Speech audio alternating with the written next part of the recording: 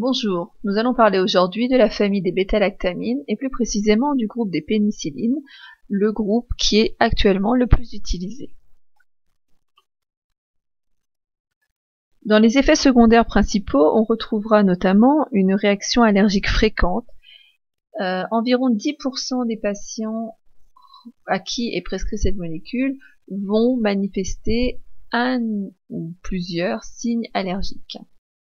Afin d'éviter cette réaction, on va dans un premier temps rechercher auprès du patient la connaissance d'une allergie antérieure à la pénicilline ou aux céphalosporines, mais aussi la présence d'une mononucléose infectieuse évolutive et la recherche d'une leucémie lymphoïde. Ces deux maladies peuvent entraîner des hypersensibilités cutanées, qui pourraient être prises pour de fausses allergies. Donc, l'un des risques allergiques des pénicillines, c'est l'apparition d'un urticaire. Donc, en tant qu'infirmier, nous allons surveiller l'état cutané du patient à la recherche d'apparition des levures rouges plus ou moins localisées et associées à un prurite. Ces levures rouges peuvent apparaître dès la première heure suivant la prise de l'antibiotique, mais aussi jusqu'à 72 heures après le début du traitement. Donc, lorsqu'un patient arrive aux urgences, il est important de rechercher dans l'interrogatoire la prise d'un antibiotique dans les jours précédents, qui pourrait éventuellement expliquer cette apparition brutale. Un autre signe allergique des pénicillines est la survenue d'une crise d'asthme, avec l'apparition d'une dyspnée inspiratoire qui va être accompagnée de sibilants et éventuellement d'une toux.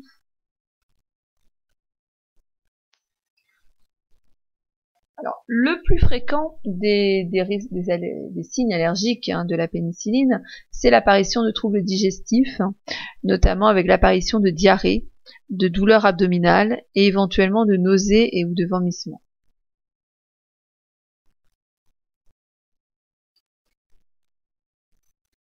Donc, les pénicillines peuvent également engendrer ce qu'on appelle l'œdème de Quincke.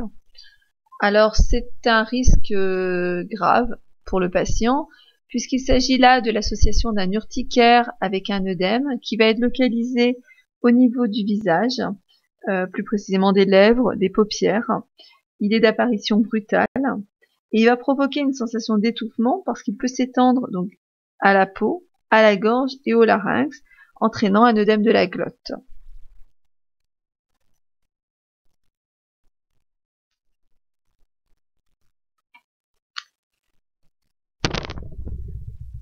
L'état le plus critique pour le patient allergique à la pénicilline, c'est le choc anaphylactique.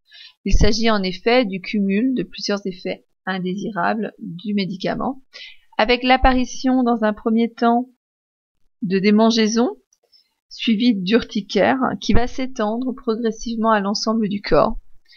Le patient développe ensuite un œdème de Quincke qui va atteindre la gorge et donc le gêner au niveau de la respiration, ce qui va engendrer l'arrivée d'une crise d'asthme.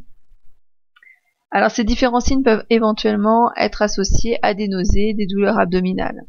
En quelques minutes, le patient va présenter une chute de la tension artérielle et une accélération de la fréquence cardiaque, ce qui va entraîner un malaise.